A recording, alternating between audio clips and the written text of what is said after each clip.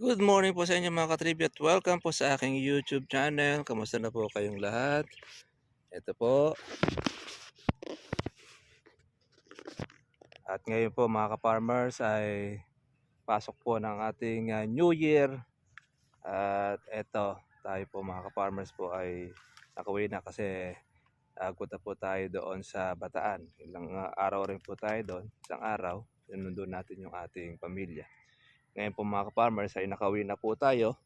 Kaya back to work po tayo mga katribya. At isa pong maganda na balita dahil umulan mga ka-farmers ng magdamag. Nakalibre po tayo mga ka-farmers po ng ating patubig. Kaya naman hindi po tayo po nakapagsabog pa ng abono.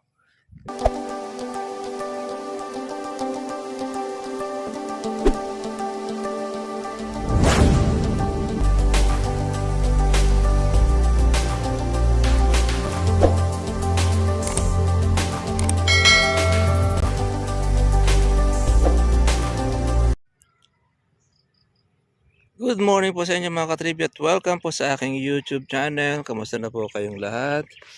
Ito po. At ngayon po mga ka-farmers ay pasok po ng ating New Year.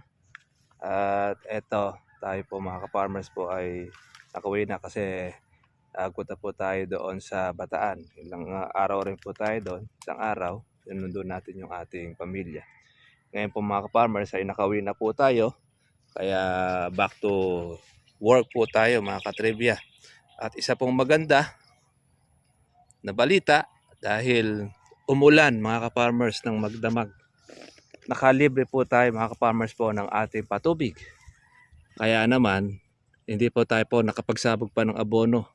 Hindi pa po dumarating po yung ating isa pa nating order pataba. Ngayon pag dumating, obligado po nating patubigan pagka po ating pong naisabog.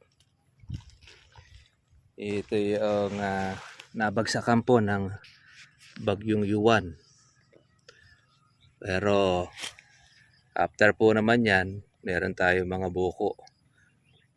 Nangatagtag na. Tapos may another uli na bulaklak. Dami naman ito na lumalabas uli sa kanya. Yung ating ini-spray, yan o. Mga buo na mga katribya. Yan pong ating bulaklak. Kamusta na po kayong lahat? Mga ka-farmers, happy farming po sa atin, mga kaibigan, mga ka-farmers, mga katribya. Sana po ay nasa mabuti kayong kalagayan. Yung ating kapitbahay, una po silang nagpatubig, naglagay ng pataba. Ito, dami pang bulaklak po na lumulusot sa kanya. Ay mamumuti ito sa bulaklak. Ngayon, yun sa atin mga ka-farmers, di pa po tayo nakakapagsabog ng abono, pero naulan po siya ng malakas. Kaya mangyayari po dyan, kakaroon ulit ito ng panibago pong bulaklak. Hindi natin alam kung ito po ay mamumuti or hindi. Kasi meron pa naman tayong dating organic fertilizer na nailagay dito. Ang susundan po natin dito ay yung pong puti, para po magkaroon po ng marami pang bulaklak na lalabas. Pero marami na rin po mga kaparang po sa kilikili. Oh. Mula po noong maulan ay nagtuloy-tuloy ang kanya pong mga bulaklak. Ito mga buko na ito eh. Mga tagtag na itong ating inaalagaan ng spray. Ganda naman po yung kanyang pagkabilog. Ibig sabihin ayos. Ganda-ganda po ang hinaharap ng mga bunga ng ating kalamansi mga ka-farmers. Maganda rin po yung ulan dahil halos magdamag. Yan, nagsabog din po ng abono yung ating magulang. Kaya lang, hindi na uli nasundan po ng ulan. Ayan, meron pa siyang pataba. Di pa siya nalulusaw. Mauobligado po mga ka-farmers po na magpatubig ngayon kapag ka po tayo maglalagay po ng ating abono sa ating kalamansi. Dahil para siya ay matunaw. Ayan, o dami po mga ka-farmers po na mga maliliit na mga buko. Madami ito, ayan no. Ayan. Nagtuloy yung ating mga bulaklak. Yung ating pong palakihin.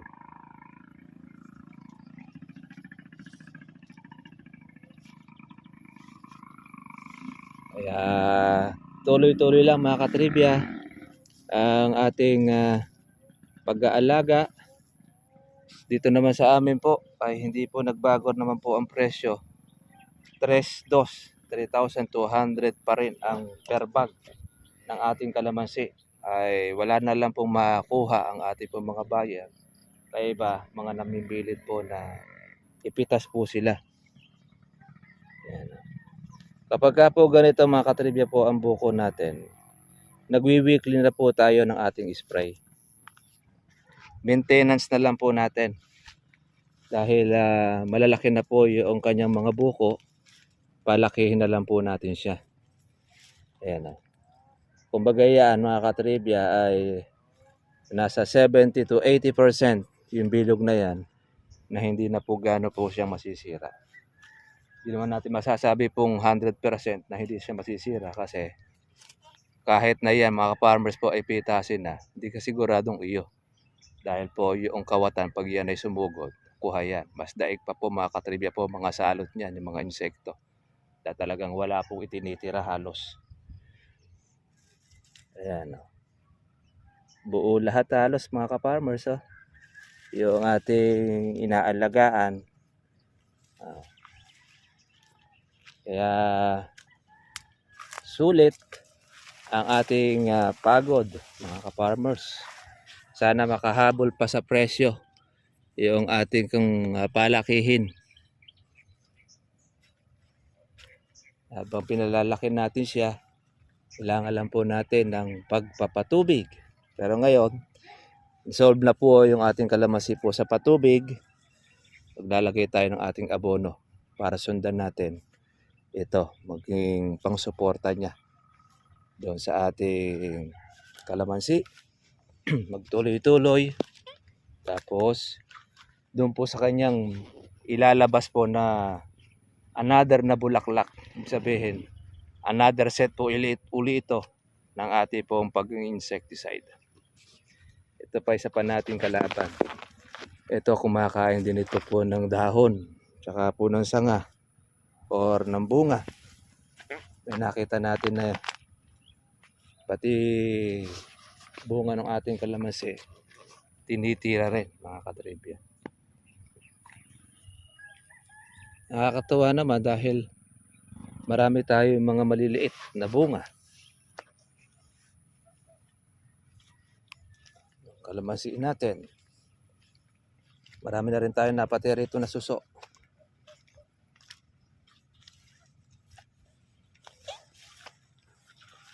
Basta tuloy-tuloy lang mga pag-aalaga. Ayan no. Sabi nga nila, kapag ka po may tiyaga, meron kang nilaga. Hindi lang nilaga, meron ka pang sinigang. May adobo. Kasi kung may tiyaga ka mga katribya.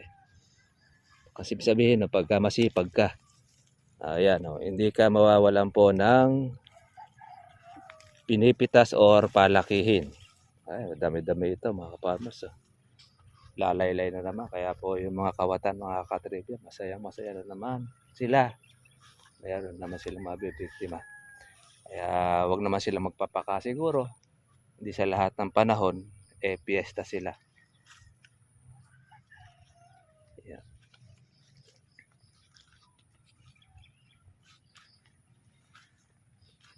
Kaya tuloy-tuloy ang ating pag-spray para pang maintenance nitong ating inaalagaan.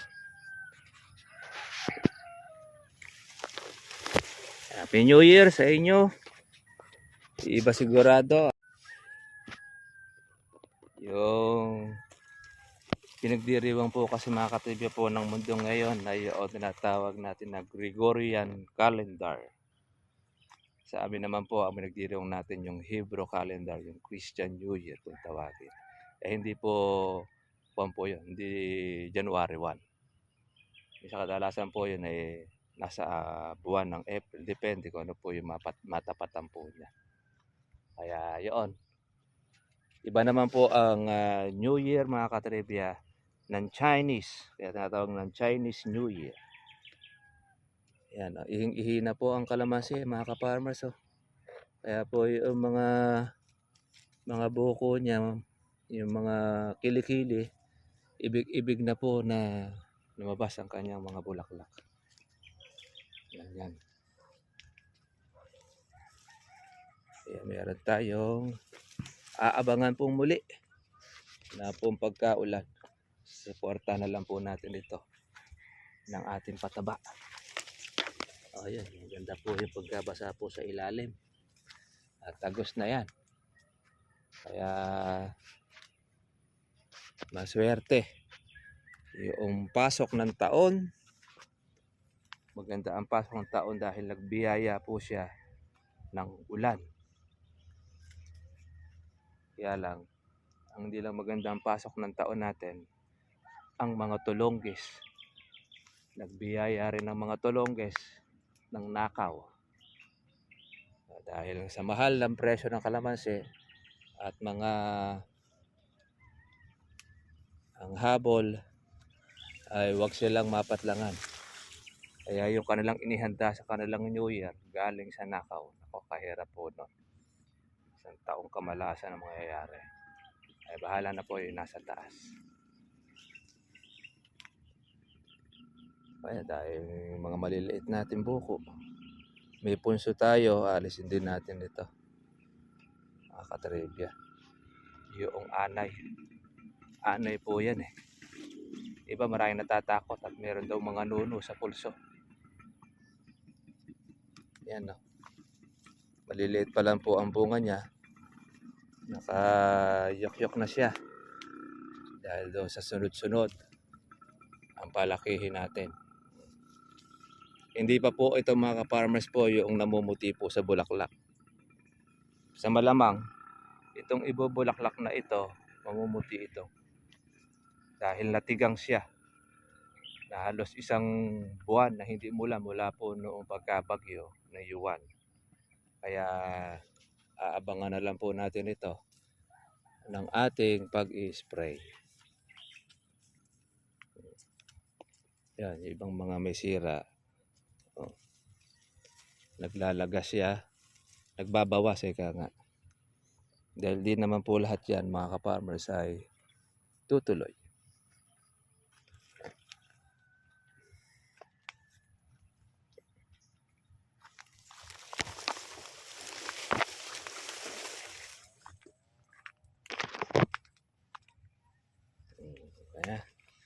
Kaya sulit ang ating pinaghirapan, ang ating ginastusan, nakikita na siya.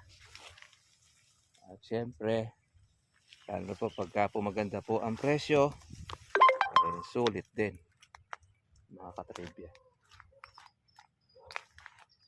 Dahil doon tayo bumabawi.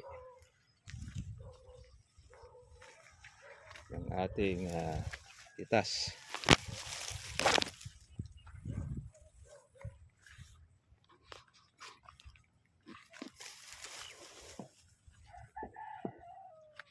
Hindi naman po mga katribya po parehas po ang naging bunga ng ating kalamansi. Merong area, marami siyang bunga. May area naman po ay marami pong mga maliliit. Hindi sabay-sabay. Ganyan ang kalamansi dahil pagka po tag-ulan, hindi po nagiging pare-parehas po ang pagbubulaklak. May portion na marami, may portion din po na kakaunti. Yan. Ang number 1 po ngayon ng kalaban po ng ating bulaklak, tinatawag nating hanip. Kaya iba na po nakuhang bumuk ang nangyayari bulaklak pumupula na siya sa pamampun hanip. Yan naman, yan po ating inapan. Hindi naman po marami pong bulaklak. Abangan na lang po natin yung ilalabas ito ng panibago. Yun na lang po ang kailangan natin pagbutihan. Pero ganun pa man, meron na po tayong na inaabangan na dito. Meron na tayong pambawi na. Kikita na tayo rito sa bunga na natitira. Ayan, no? Yung mga suso, oh. Wala kasi silang damo na makain. Kaya yung kalamansi, ang dahon ng kalamansi ang kanilang tinitira. Yari naman sila. Ayan, natapakan po natin. Kailangan din dyan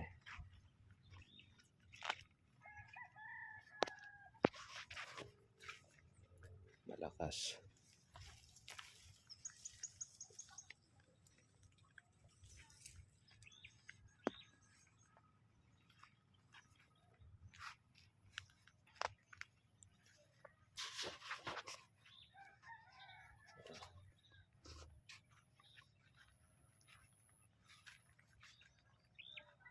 Ating mga palakihin, yung mga butlig, mga buko.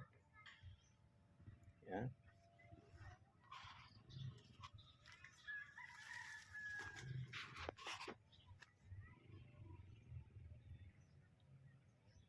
Sana makaabot pa sila. Yung ating kalamansi, itong mga maliliit, makahabol pa sa maganda pong presyo. Paano mga ka-farmers? Minsan pa po, Happy New Year sa inyo pong lahat. God bless po at kita-kita lang po tayo po bukas para sa susunod po natin pong vlog. God bless po mga katribya. Happy 2026.